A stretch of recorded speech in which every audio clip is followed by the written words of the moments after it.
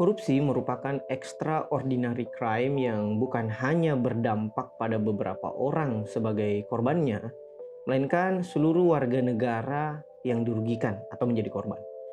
Menjerat pelaku korupsi yang merupakan orang perseorangan sudah sering dilakukan.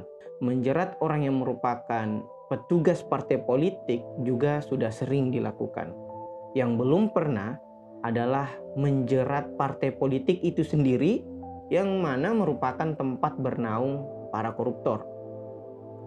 Pertanyaan kemudian, legalkah itu dilakukan dan bagaimana mekanismenya?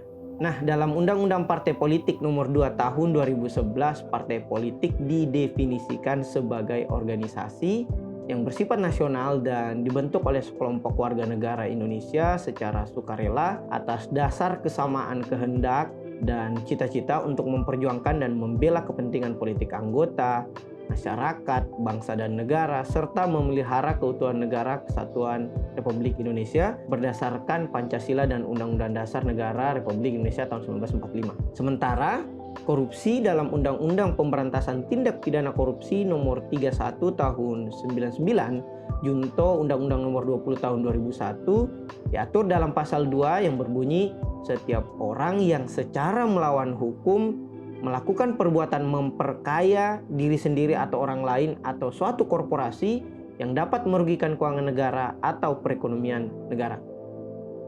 Nah, menarik untuk kita bedah korporasi sebagai subjek hukum pidana agar nantinya kita dapat menjerat partai politik sebagai pelaku dari tindak pidana korupsi itu sendiri. Bahwa setiap orang adalah orang perseorangan dan atau juga termasuk korporasi. Sementara korporasi didefinisikan pula sebagai kumpulan orang dan atau kekayaan yang terorganisasi baik merupakan badan hukum maupun bukan badan hukum.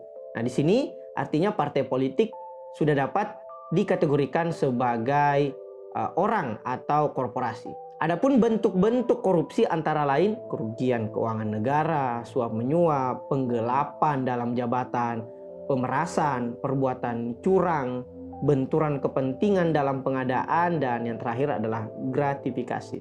Nah, untuk menyimpulkan apakah suatu perbuatan termasuk korupsi, menurut pasal ini harus memenuhi unsur-unsur setidaknya 4. 1.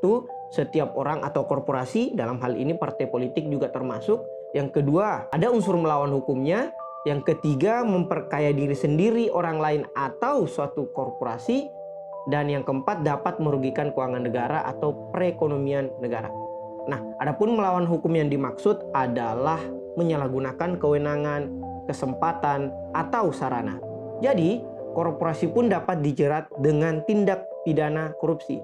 Nah, lebih lanjut, Mokhtar Kusumaatmadja dan B. Arif Sidarta menjelaskan tentang badan hukum. Badan hukum diantaranya tentunya adalah memiliki kekayaan sendiri yang terpisah dari kekayaan orang-orang yang menjalankan kegiatan dari badan hukum tersebut. Unsur yang kedua dari suatu badan hukum adalah memiliki hak dan kewajiban yang terpisah dari hak dan kewajiban orang-orang yang menjalankan kegiatan badan hukum tersebut. Yang ketiga, memiliki tujuan tertentu. Badan hukum harus memiliki tujuan. Dan yang terakhir adalah berkesinambungan atau memiliki keberlanjutan atau kontinuitas. Dalam artian keberadaannya tidak terikat pada orang-orang tertentu karena hak dan kewajibannya tetap ada meskipun orang-orang yang menjalankannya telah berganti. Nah, bagaimana kemudian konsep pertanggungjawaban hukum dari suatu partai politik yang mana kita sebut sebagai korporasi? Nah, partai politik dapat dimasukkan dalam pengertian korporasi sesuai Undang-Undang Tipikor.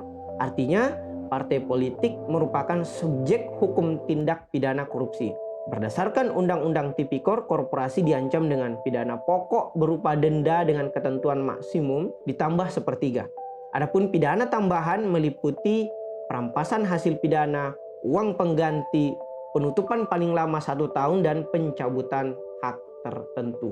Ketentuan penutupan menjadi problematik untuk diterapkan kepada partai politik. Mengapa? Karena undang-undang dari Tipikor menggunakan rumusan penutupan perusahaan. Itu kata yang digunakan. Jadi, jika yang dimaksud dengan penutupan perusahaan sebagai pembubaran partai politik, maka hal tersebut ya dapat dilakukan.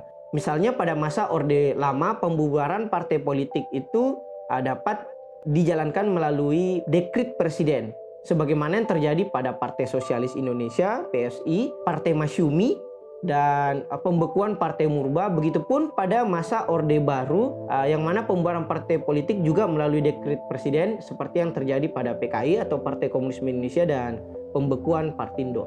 Nah, berbeda dengan Orde Reformasi yang mana perbubaran partai politik itu mesti melalui mekanisme hukum yang jelas dan rigid. Dalam hal ini tentunya adalah Mahkamah Konstitusi, karena pemerintah hanya bertindak sebagai pemohon atas pembubaran. Adapun syarat partai politik dapat dibubarkan hanya apabila ideologi, asas, tujuan, program, dan kegiatannya bertentangan dengan Undang-Undang Dasar dan melakukan kegiatan yang bertentangan dengan ketentuan peraturan perundang-undangan. Nah, ketentuan ini bisa dimaknai secara luas dengan Undang-Undang Nomor 12 Tahun 2011, dalam hal ini Undang-Undang Partai Politik. Nah, terdapat 3 skenario pembubaran partai politik. Pertama, partai politik yang melakukan pelanggaran digugat pembekuan oleh pemerintah ke pengadilan negeri. Nah, jika ini dikabulkan dan tidak dilakukan upaya hukum kasasi ke Mahkamah Agung, maka pemerintah dapat menggunakan putusan pengadilan tersebut untuk mengajukan permohonan pembubaran partai politik ke Mahkamah Konstitusi. Itu skenario pertama.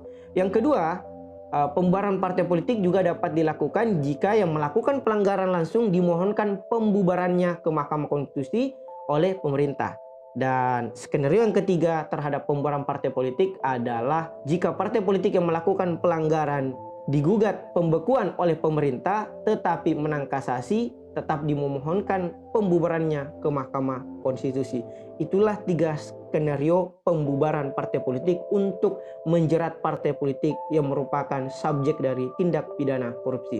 Sekian, terima kasih. Wassalamualaikum warahmatullahi wabarakatuh.